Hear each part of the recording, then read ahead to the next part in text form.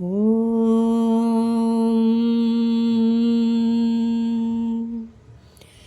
ये त्वेतभ्यसूयन्तो नानुतिष्ठन्ति मे मतं सर्वज्ञान विमूढास्तान् विद्धि नष्टान् चेतसः।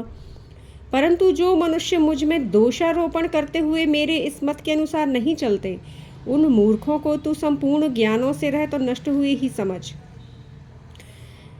मित्रों, जो पूर्व में आ चुके हैं, जिन्हें सब कुछ ज्ञात है, जिनसे कोई भी प्रकृति का गुणधर्म छुपा नहीं है, प्रकृति के हर एक कर्म को जो जानते हैं, समझते हैं, और जिन्होंने यह भी बताया है मनुष्यों को कि क्या करना है, कैसे करना है, क्या सही है, क्या गलत है, क्योंकि सब कुछ उनके सामने ही प्रकृति में हो रहा है, संचालित हो रहा है, जो साक्षी भाव में स्थित हैं।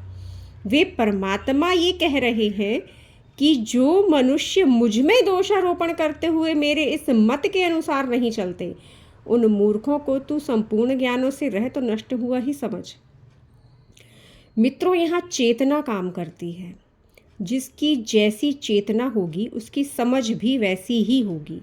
एक परिपक्व चेतना, आध्यात्मिक चेतना हमेशा समझ में उच्च स्तर पर होगी, और निम्न स्तर की जो चेतना है, जिसमें परम ऊर्जा का बहुत छोटा सा कण है, जिससे मात्र प्रकृति संचालित तो हो रही है, किंतु समझ कुछ भी नहीं आता है, बस वह चल रहा है और बस जीवित है, उससे बोल रहे हैं कि वह नष्ट हुआ ही है। क्योंकि वह किसमें दोषारोपण कर रहा है? उन सर्वशक्तिमान परमात्मा में। अगर वह मनुष्य रूप में अपनी माया को वशीभूत करके, देह धारण करके संसार में धर्म की स्थापना के लिए आते हैं, संतुलन की स्थापना के लिए आते हैं, तो जो विवेकहीन हैं, जिन्हें परमात्मा मूर्ख कहते हैं, वे उन परमात्मा को ही मनुष्य रूप में देखकर उन पर दोषारोपण कर देते हैं।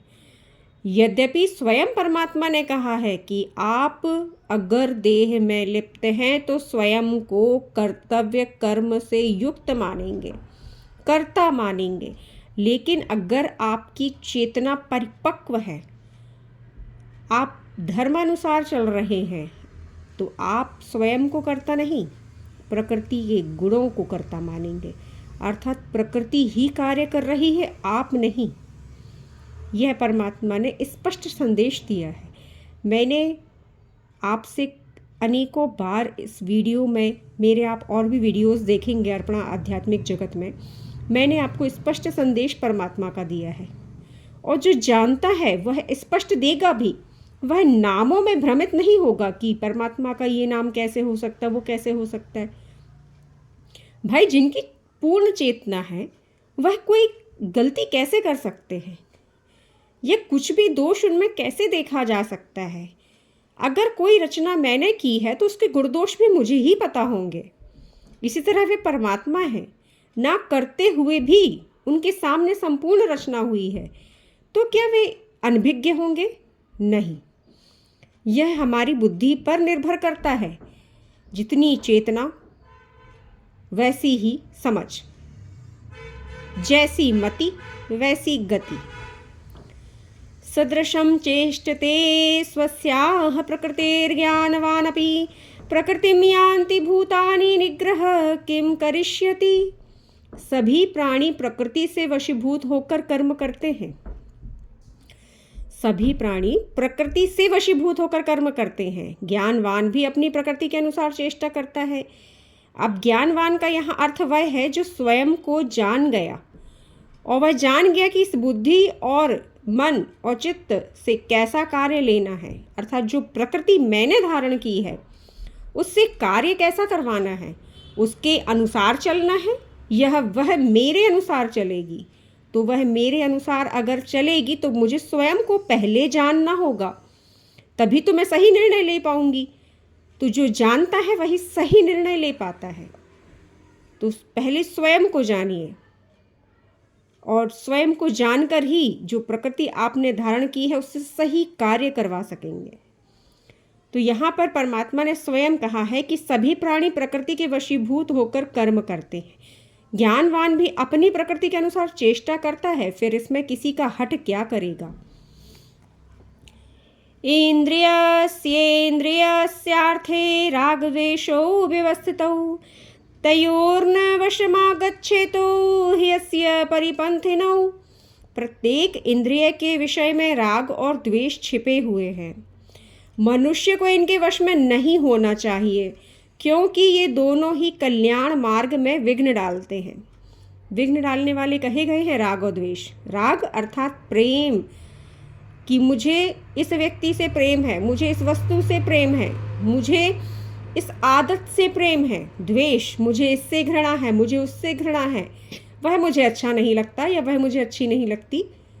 ये आपके कल्याण मार्ग में बाधक कहे गए हैं, क्योंकि आपके जो यथार्थ आपका स्वरूप है और जो अहंकार है उसके बीच में ये पर्दा है, घना अंधकार है, और यह बढ़ता ही जाता है। अगर आप इस राग द्वेष को नहीं छोड़ते, जो विषयों में लिप्त रहते हैं, उनका यह पर्दा बढ़ता जाता है। वे परमात्मा को ही दोषारोपण करते हैं, वे संसार की हर चीज़ में दोष देखते हैं।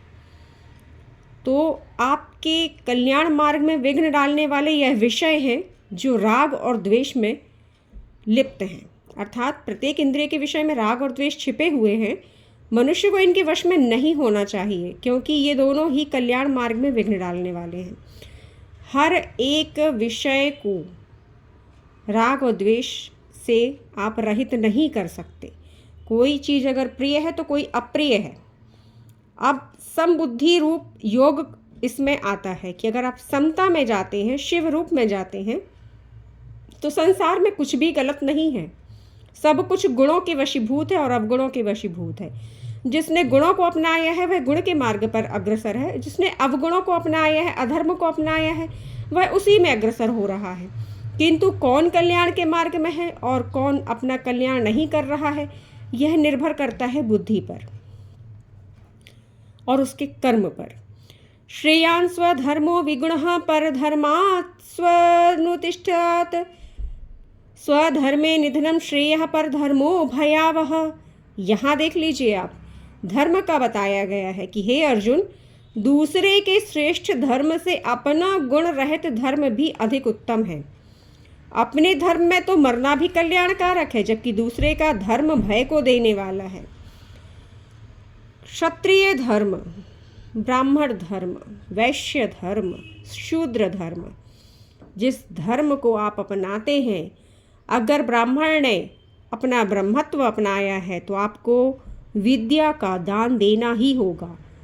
और अगर श्रेष्ठ धर्म क्षत्रिय ने अपनाया है तो क्षत्रिय को रक्षा करनी ही होगी। वैश्य ने अपना धर्म अगर अपनाया है, वैश्य का व्यापार का, तो आपको प्राप्त संपत्ति, जो आय प्राप्त होती है, उससे समाज की सेवा करनी ही होगी। जिसने शूद्र सेवा भाव का धर्म अपनाया है, उसे प्रकृति में सेवा करनी ही होगी, लोगों की, जीव जंतुओं की। ये ऐसे धर्म हैं जिनमें जो श्रेष्ठता है व्यक्ति के गुणों के अनुसार, उसे उस कर्म में प्रतिष्ठित करती है। किसी में कोई गुण श्रेष्ठ है तो किसी में कोई गुण श्रेष्ठ है। प्रकृति ऐसे ही संचालित होती है।